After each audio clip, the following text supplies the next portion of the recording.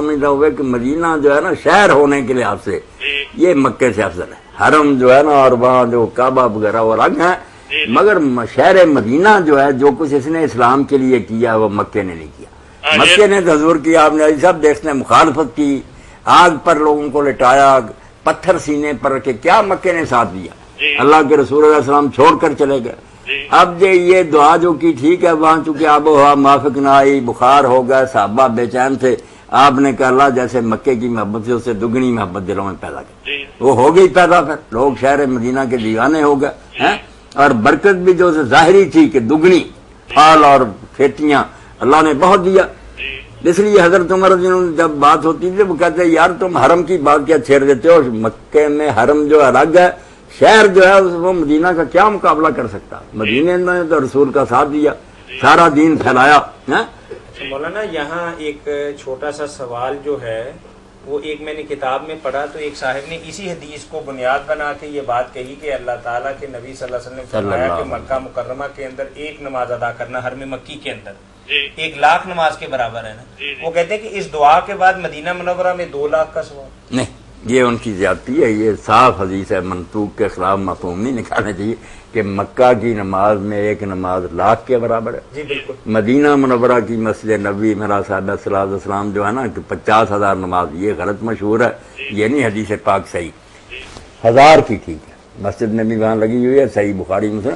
1,000 مدینہ کی مسجد میں 1,000 کا ثواب ہے، وہاں 1,00,000 کا ہے. اور مسجد اقصیٰ جو ہے اس کا جو ہے نا نہیں 250 اس کی بھی صحیح ہے نا، وہاں 250 یہاں 1,000 مکہ ملا. وہ مسجدوں کا مقابلہ ہے. شہر کی بات ہے نا، برکت شہر کے لیے مانگی. برکت کیا؟ رزق، امن، خوشحالی، تندرستی، وہ دنیاوی برکتیں بالکل اللہ نے شہر کو دی. وہ مطلب لیکن وہ جو نمازوں کا ثواب تو نہیں، نماز تو صاف آپ نے بیان کر دی نا. حرم مکہ تو حرم میں وہاں اللہ بیت اللہ رسول اللہ بھی ادھر نماز کر کے پڑھتے، وہاں حج اور عمرہ کے لیے جاتے. حرم الگ ہے، شہر کی بات الگ ہے. یہ مطلب اصل شہر کے متعلق ہے. ہاں شہر کی. بہت شکریہ. جی مولانا جی السلام علیکم. السلام علیکم. جی وعلیکم السلام ورحمۃ اللہ. جی مجھے مفتی صاحب سے ایک سوال پوچھنا ہے. جی پوچھیے. جی یہ جو تسبیح نماز پڑھتے ہیں رمضان میں زیادہ تر، جی جی تو اس کا حدیث میں کیا یہ اصلاۃ تسبیح کا حدیث کی روشنی میں کیا کہا گیا ہے؟ فضیلت کے بارے میں یا اس کے بارے میں کیا حکم ہے، اور بالخصوص اس کو رمضان ہی کے اندر کیوں باجماعت یا بغیر جماعت کے یا اہتمام کے ساتھ ادا کیا جاتا ہے؟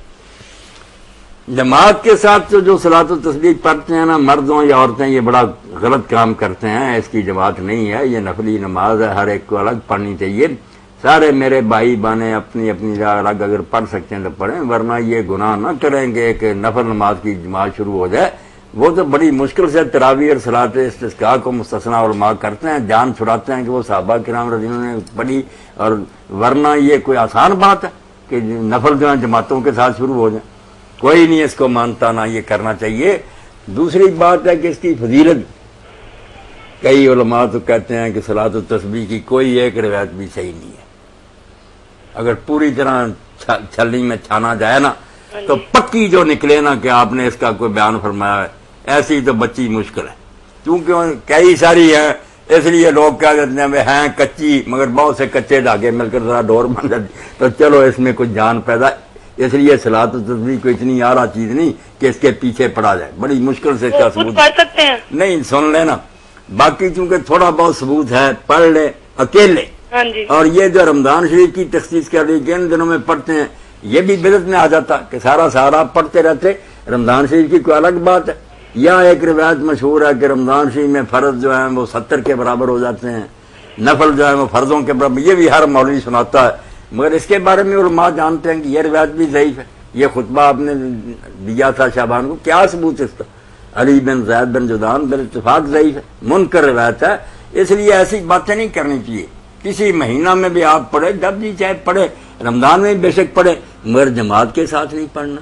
اور اس طرح اکٹھے کر کے نہیں مرد عورتوں نے پڑھنا، اپنی اپنے طور پر چھپ کر پڑھ لیں. ٹھیک ہے، پڑھنے میں کیا مشکل ہے؟ کہتے ہیں طریقہ لیا. طریقہ کیا؟ کہ نماز شروع کریں جو کچھ نماز میں آپ پہلے کرتے ہیں پہلے وہ کریں. اللہ اکبر کا سبحانک اللہ پڑھے، الحمد شریف پڑھے، سورت پڑھے. جو پہلے کام کرتے ہیں نا کسی حصے میں نماز کے پہلے وہ کرنا. وہ ختم ہو جائے تو کھڑے کھڑے پھر 15 مرتبہ سبحان اللہ والحمد للہ ولا الہ الا اللہ واللہ اکبر، اتنا ہی پڑھنا، ولا حول ولا قوت نہیں پڑھنا. سبحان اللہ والحمد للہ ولا الہ الا اللہ واللہ اکبر. رکوع میں جائیں 3 بار تسبیح پڑھیں سبحان ربی العظیم، پھر 10 بار یہی پڑھیں سبحان اللہ والحمد للہ ولا الہ الا اللہ واللہ اکبر. سمع اللہ لمن حمدہ ربنا الکرم، پھر اس کے بعد 10 مرتبہ پڑھیں. سجدہ کریں سبحان ربی الاعلیٰ 3 بار کہہ کر 10 مرتبہ، بیٹھ کر 10 مرتبہ، پھر اگلے سجدے میں 10 مرتبہ. یہ 65 ہو گئے، کرنے ہیں 75. اس لیے دوسرا سجدہ کر کے اٹھنا نہیں، بیٹھ کر 10 مرتبہ پورا کر کے پھر اٹھنا. اٹھ کر الحمد شریف پڑھی، سورت پڑھی، پھر 15، پھر اتحیات میں بھی 10 مرتبہ پڑھنا. کچھ لوگ کھڑے کھڑے 25 مرتبہ پڑھ لیتے ہیں، 2 سجدوں کے بعد بیٹھ کر نہیں پڑھتے، اس سے جان چھڑائیے. نہیں، صحیح روایت جو یہی ہے کہ کھڑے 15 باقی 10 بار پڑھتے جائیں، اور 75 میں سے جو 10 کم رہ جائیں گے وہ پھر 2 سجدے کر کے اٹھ نہیں جانا جیسے عام اٹھ جاتے ہیں. پہلی رکعت میں بھی بیٹھ جانا ہے، 10 مرتبہ یہ پڑھ کر پھر اٹھنا، اور 2 کر کے پڑھیں تو بہت اچھا. کئی لوگ تنگ ہو جاتے ہیں کہ لمبی ہے 4 رکھتے ہیں، بے شک 2 رکھتے ہیں، پڑھ لیں، سلام پھیریں، پھر لیں، کھا لیں، پی لیں، آرام کر لیں، 2 پھر پڑھ لیں. آسان سا طریقہ، کوئی مشکل نہیں.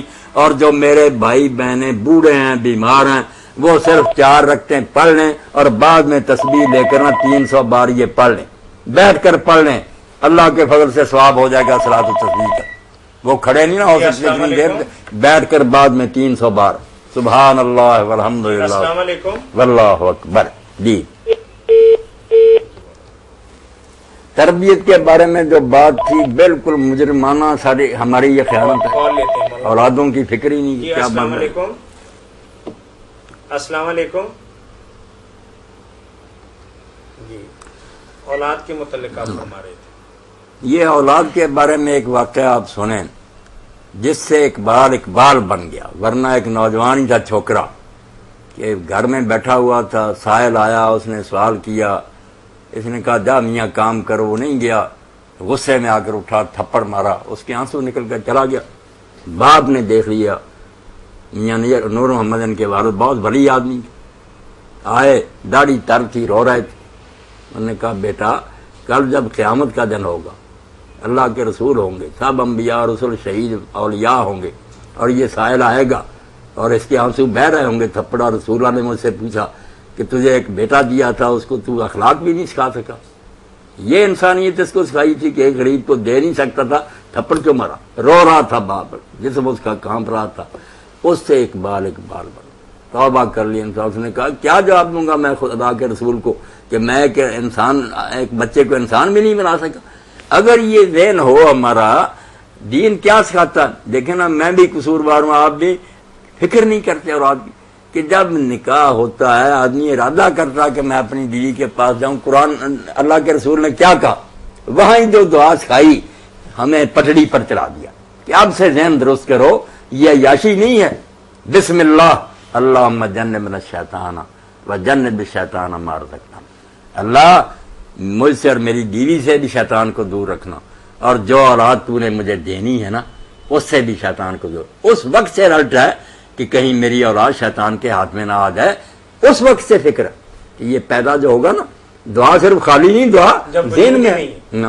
اور پھر پیدا ہوتا تو پہلا کام ہی کیا کہ نہلا دھلا کر اس کے کانوں میں اذان کہو.